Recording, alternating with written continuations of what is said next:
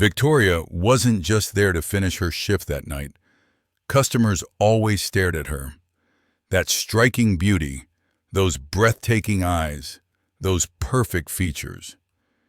Everyone asked the same question. Why is this woman working as a grocery store cashier? Some thought she was a model, others a sound actress. A few believed she was running from a wealthy husband. But nobody knew about the red file Victoria kept locked in her bedroom drawer. That file contained 34 photographs, 34 dead men. And next to each one, the words, "Eliminated by Angel," were stamped in black ink. Victoria Castellanos was one of only 12 women ever accepted into Delta Force, the deadliest female operative the military had ever produced, known as Angel of Death, and wanted by 6 countries. And when 3 armed robbers walked through that door at midnight, everyone was about to learn why Victoria had been hiding for 5 years, why she'd buried her beauty behind a cashier's uniform. Everyone was about to discover the truth. For 5 years, Victoria Castellanos had been hiding, concealing her beauty, her power, her lethal abilities behind grocery store work. But when Jake Morrison walked through that door with a gun, the hiding was over. Welcome to Quiet Tales Studio. Before we dive into this explosive story of hidden identities and deadly beauty, tell us where you're watching from today. And if you believe some angels hide their wings behind ordinary disguises, hit that subscribe button to help us share more stories like this. Jake Morrison had only come to find an easy target that night. When he walked through the door, he saw her. That incredibly beautiful woman behind the counter. Long black hair, hypnotic green eyes, model-like features. Jackpot, he thought. This woman was definitely from money. She'd be easy to intimidate. But Jake didn't know Victoria Castellanos had spent 3 years in Afghanistan. Jake didn't know that beautiful cashier had silently eliminated 8 terrorist leaders in single-night operations. Jake didn't know why she was called Angel of Death, or why Pentagon files carried a warning. Extremely dangerous. Do not approach.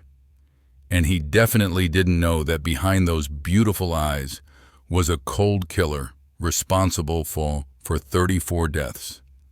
5 years ago, Victoria Castellanos had vanished. The Pentagon classified her as KIA during a Black Ops mission in Syria. Her Delta Force unit held a memorial service with an empty casket.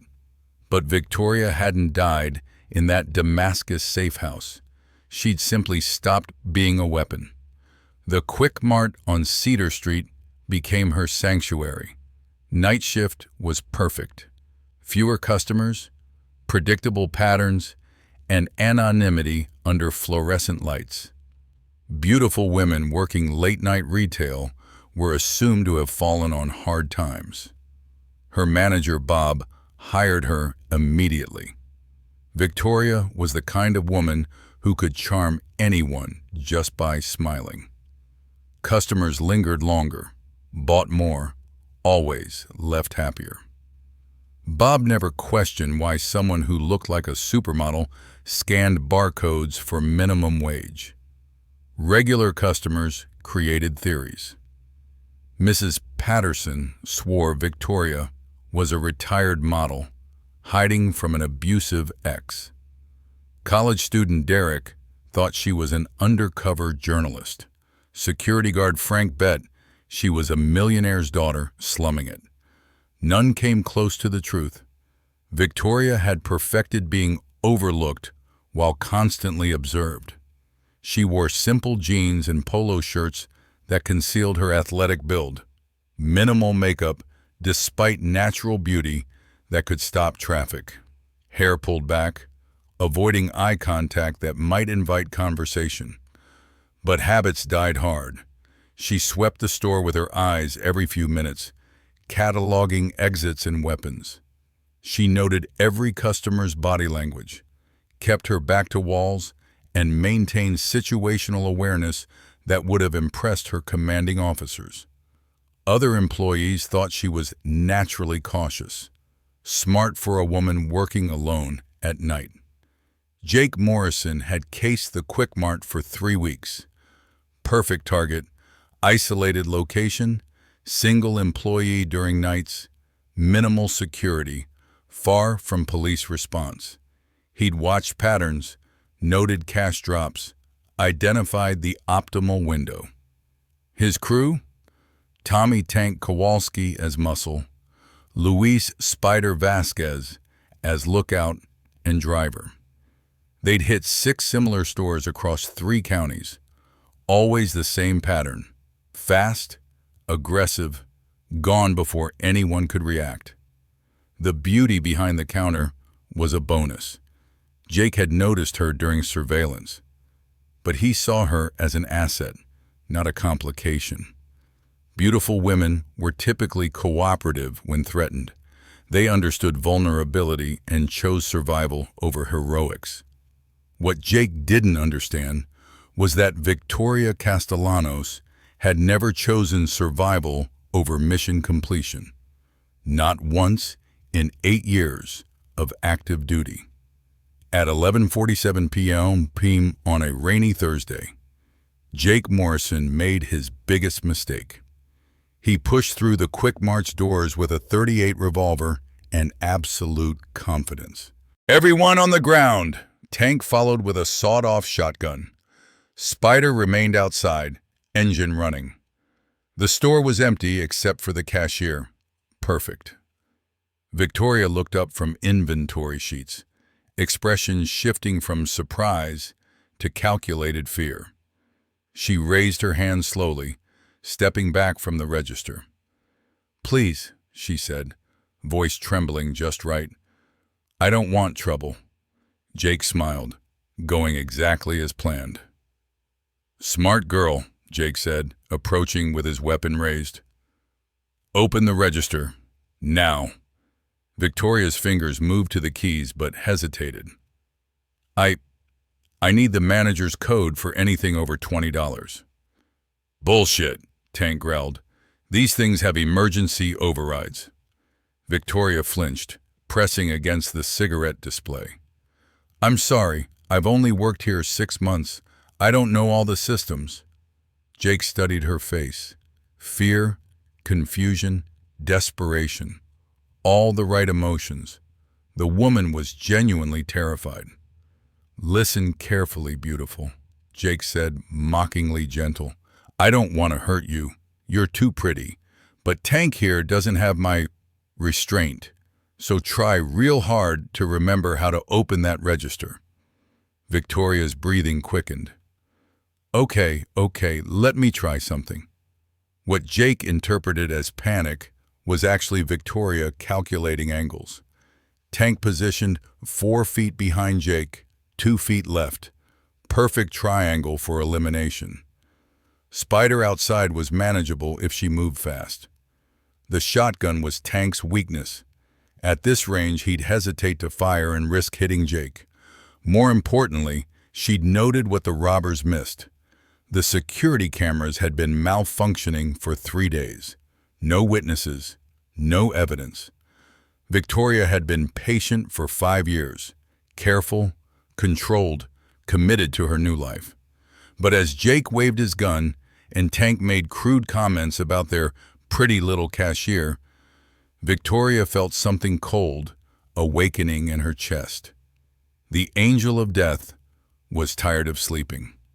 "Hurry up," Jake snapped as Victoria fumbled with keys. "We don't have all night."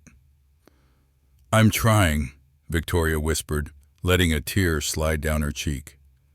"Please don't hurt me. I have a little girl." She didn't have a child, never been married. But the lie worked. Jake relaxed slightly, seeing her as helpless and sympathetic. That relaxation cost him. Victoria's hand shot forward with inhuman speed, grabbing Jake's wrist and twisting until bones snapped audibly. The .38 flew across the store as Jake screamed, his arm bent impossibly. Before Tank could process what happened, Victoria vaulted the counter in one fluid motion. Her foot connected with Tank's solar plexus, doubling him over. Her elbow came down on his neck with enough force to drop him instantly. The sequence took less than 3 seconds. Jake stared at his mangled arm, then his unconscious partner, then the woman no longer cowering behind the register. Victoria straightened slowly, posture completely transformed. The fearful cashier had vanished, replaced by something moving with predatory grace. "What the fuck are you?" Jake gasped, cradling his broken wrist. Victoria tilted her head, studying him with clinical detachment. "Someone who's been pretending to be weak so long, I almost forgot what strength felt like." Outside, Spider heard the commotion. Through windows, he saw Tank down and Jake backing away with terror in his eyes. This wasn't the plan. Spider burst through doors with his pistol drawn, ready to take control. Instead, he found himself staring down the barrel of Jake's .38, now in the hands of the woman they'd come to rob. "Drop it," Victoria commanded, voice carrying absolute authority. The woman holding the gun looked nothing like the frightened cashier they'd planned to intimidate. This woman stood like a soldier, aimed like a marksman, had eyes promising death without hesitation. "I said drop it." The gun clattered to the floor. Victoria kept the pistol trained on Spider while addressing Jake. "Wrong store, wrong night, wrong woman." "Lady, we didn't know, Mom," Jake started. "Captain Victoria Castellanos, United States Army Special Forces, Delta Force. For 5 years, I've been hiding from people who want me dead because I know things that could topple governments." Jake's face went white. "You're military." Was military. Was many things. "Tonight I'm just tired of running." Victoria reached under the counter, producing an encrypted satellite phone that hadn't been activated in 5 years.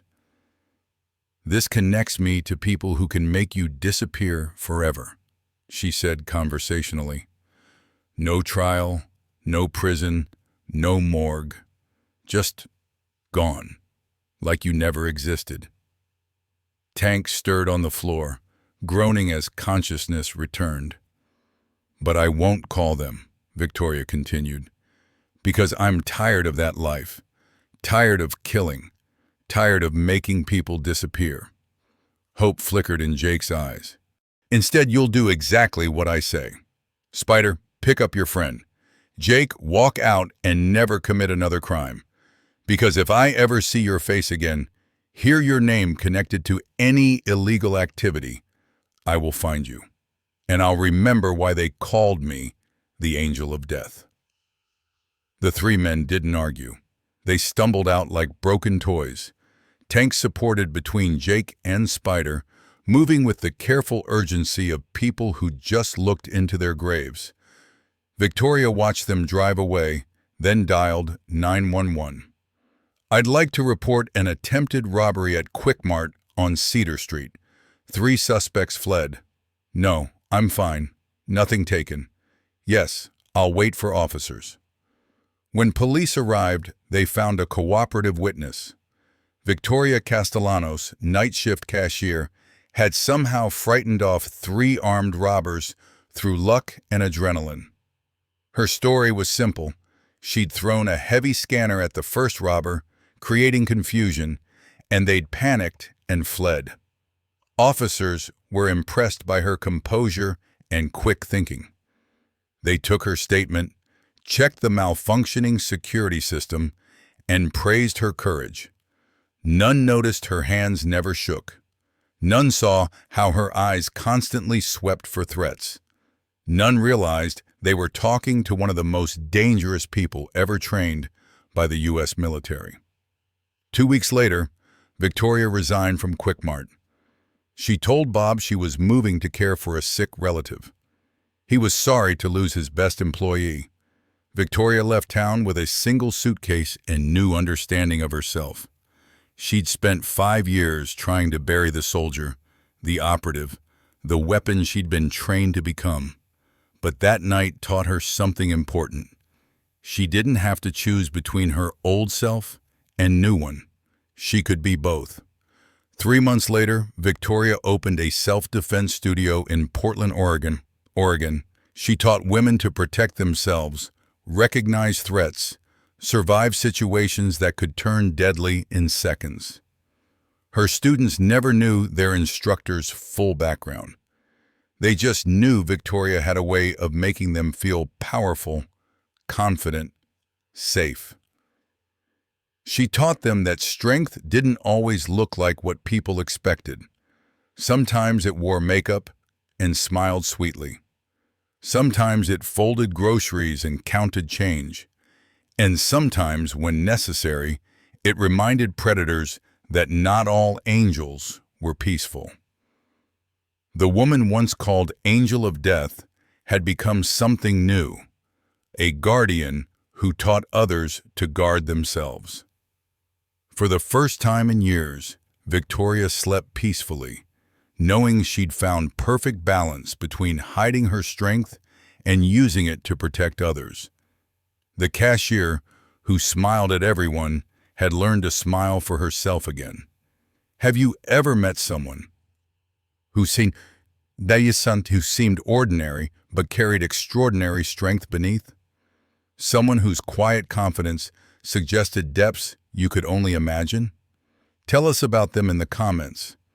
And if you believe real strength often wears unexpected disguises, subscribe to Quiet Tales Studio. We're here every week with stories reminding us that heroes don't always announce themselves. Sometimes they just smile and ask if you'd like a receipt.